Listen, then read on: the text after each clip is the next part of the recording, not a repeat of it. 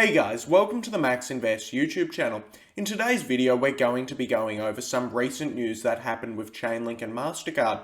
After that, we're going to be looking at a few Ethereum Layer 2s, and then we're going to be seeing, can Bitcoin really become money? Now, if you enjoyed the video, remember to like and subscribe to the channel, and also follow me on Twitter and join the Discord channel. Also, remember, nothing in this video is financial advice.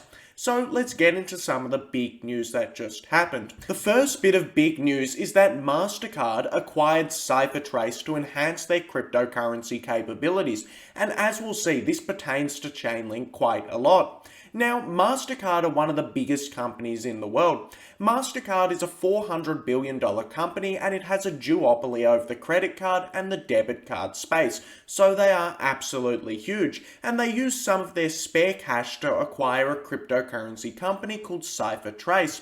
Now, CipherTrace specialize in cryptocurrency intelligence solutions. What this means is CipherTrace essentially helps centralized finance and decentralized finance companies comply with regulations. Using CipherTrace will allow these companies to get up to scratch with what the regulations are and what these regulations need to do. So, as a direct result, Mastercard have directly acquired CipherTrace. Now, Mastercard haven't exactly said what they are going to be using CipherTrace for. However, Mastercard have said that they want to get more involved in cryptocurrency, and acquiring CipherTrace for Mastercard allows them to have a good understanding of the regulation in the space, how Mastercard can get involved, and what Mastercard can do. Now, there are a few different things that Mastercard can do to get more involved in cryptocurrency, and I do expect them to do a lot of these things. The obvious thing is when Mastercard acquires CipherTrace, Mastercard will now be providing cryptocurrency security and regulations to other businesses, which is obviously a big pro for Mastercard and something that they can do. However, there are a few more things that they can do. Of course, one big thing is that Mastercard can actually leverage smart contracts. Mastercard could provide interest to their users through yield farming. As we've seen, Coinbase are now offering a product that allows individuals to earn 4% on their US dollars. I do expect Mastercard will tap into the capabilities of decentralized finance, do some yield farming, and offer a lot of interest to its users. Of course, Mastercard can also use smart contracts to settle any value on chain. We already know that Mastercard settles value of dollars. Mastercard settles Australian dollars and US dollars and a range of other currencies when they are transacted. However, using blockchain capabilities, Mastercard can settle the value of a lot more assets. Mastercard could settle the value of digital stocks, digital real estate, digital gold, digital anything on chain. This opens up a wide range of possibilities for big centralized finance companies. Overall, this is a huge upgrade for Mastercard, and it does look great that they're getting into cryptocurrencies, so this is going to be very beneficial for them in the long term. However, how does this relate to Chainlink? Well, if you join a few dots, you can see a lot of relations with Chainlink. Now, CipherTrace have been heavily using Chainlink. Sergey Nazarov and CipherTrace have been working together for quite a long time, and they've been doing a lot together. Now, one big way that they're working together is CipherTrace launched a thing called DeFi Comply. This is essentially a compliance oracle solution on Chainlink. Now, the reason that a DeFi compliance oracle needs to exist is essentially for the decentralized finance businesses. As we know, it's very difficult for teams to implement changes in a DeFi business once it's already done. The reason for this is because the business is completely decentralized. As a direct result, it makes it very difficult for these DeFi businesses to keep up with regulations and actually comply with what is required. As a direct result, CipherTrace offers a DeFi compliance oracle, and these businesses will be able to keep up with this oracle. Of course, this oracle is bought by Chainlink, and this will essentially allow all of these decentralized finance businesses to know the regulation and work in different restrictions and different domains. If you're living in one country, this oracle may say something different about the regulation than in another country, as these regulations are different across borders. Now, I don't fully know how this DeFi compliance oracle works. However, I do know that Chainlink and CipherTrace are working closely together, and they have delivered a lot of products like this. As a direct result, If you join the dots, you'll know that now since Mastercard have acquired CipherTrace, Chainlink and Mastercard will be closely working together. Chainlink will essentially be working with Mastercard, and when you get Sergey Nazarov talking to the CEO of a big company, you're bound to have a whole bunch of different uses for blockchain. Sergey Nazarov will talk about a whole bunch of uses for Chainlink that you didn't even know was possible, and Sergey Nazarov is very convincing. So as a result, I do expect Mastercard to use a lot of Sergey's solutions, and this should essentially speed up the rate at which they adopt the blockchain and at which they use Chainlink. Anyway, the next bit of news that I want to talk about in this video is Layer 2s. Now, as you may know, Arbitrum has been going absolutely crazy recently. Right now, Arbitrum has $1.4 billion in the Ethereum Arbitrum bridge. As you can see, this just overtook the Solana, the Phantom, and the Avalanche bridge. So right now, Arbitrum is more popular to bridge to from Ethereum than both Solana, Phantom, and Avalanche. And this is only in a couple of days of Arbitrum coming out. I do expect Arbitrum to quickly overtake Polygon, and Arbitrum is absolutely exploding, which looks great. As we can see, Arbitrum has $1.5 billion locked in it, and as we can see, compared to the other Layer 2s, this is an absolute ton. Arbitrum has 10 times the amount of value locked in it as Optimism, and Arbitrum is going absolutely insane.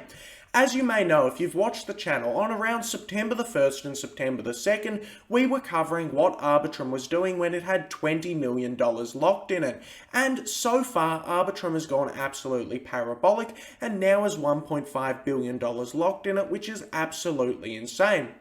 Of course, we do know this is because a whole bunch of applications are launching on Arbitrum. There's Aave, which is about to launch onto Arbitrum. Nian Finance just launched onto Arbitrum. SushiSwap is on Arbitrum, and there's a range of different solutions for it. So overall, this is looking very, very good for Arbitrum, and I do expect a very bright future with Arbitrum right now.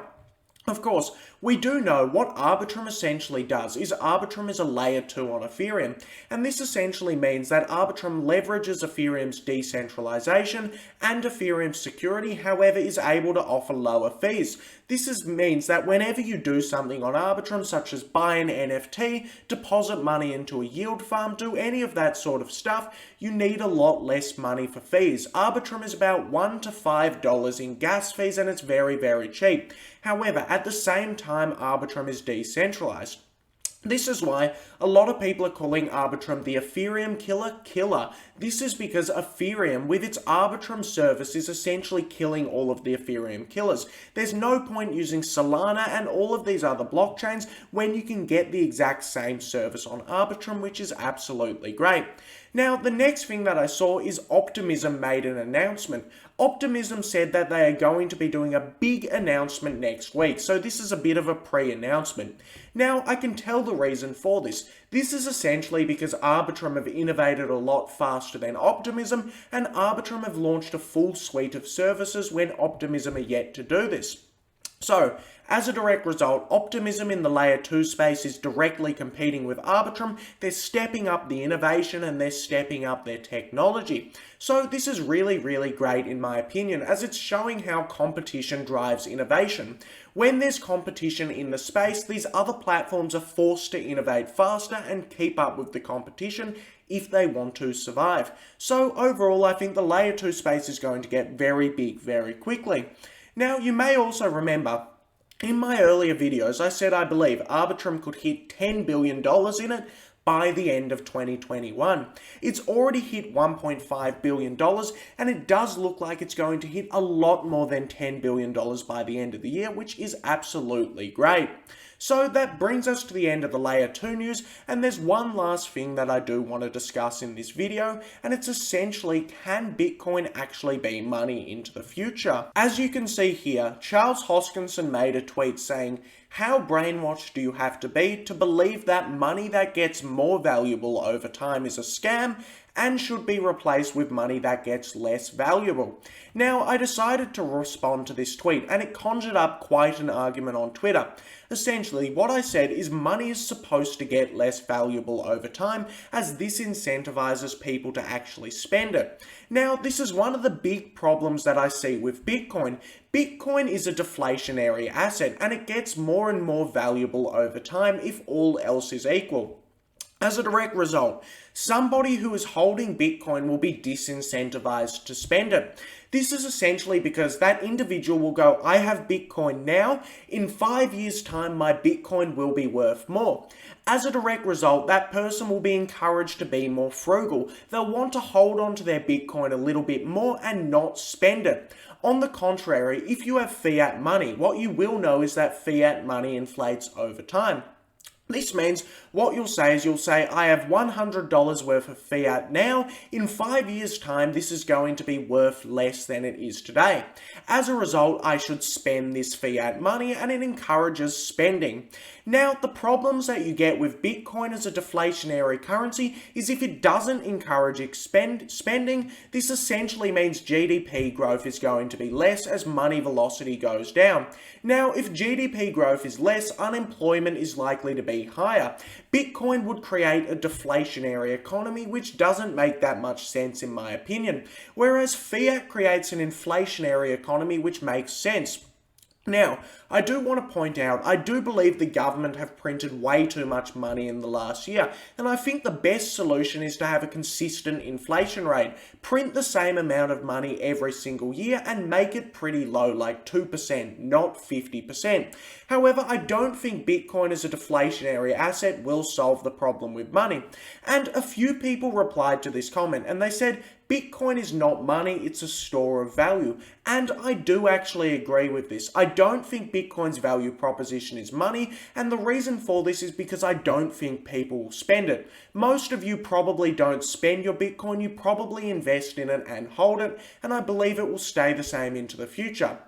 So, overall, I'm definitely not saying Bitcoin is a scam. I do think Bitcoin will appreciate over time. I just don't think it makes too much sense as money.